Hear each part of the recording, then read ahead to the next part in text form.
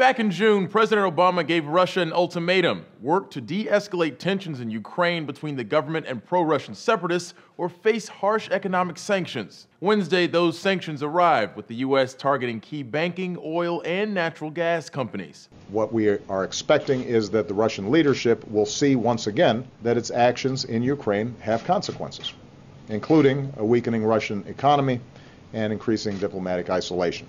The EU made similar moves Wednesday, blacklisting Russian companies that it says threaten the stability of Ukraine. While the fighting in Israel and Gaza have taken the bulk of the headlines lately, the conflict in Ukraine is as strong as ever. 23 Ukrainian soldiers were killed and 100 wounded fighting pro-Russian rebels Friday. Western leaders blame Putin, claiming his government is supplying weapons to the rebels and stymieing moves toward peace talks, all while claiming to want a diplomatic resolution. So far, sanctions haven't managed to make him reconsider. A BBC analyst questions whether the latest ones will either. This latest set of economic sanctions follows a round imposed earlier this year, which the White House says have hurt Russia's economy. But they haven't tempered Russia or President Putin's resolve. Putin responded to the sanctions by essentially dissing American foreign policy, saying the U.S. encounters problems everywhere it intervenes around the world. He also issued a vaguely threatening warning about the cost of the sanctions. Well, they usually backfire,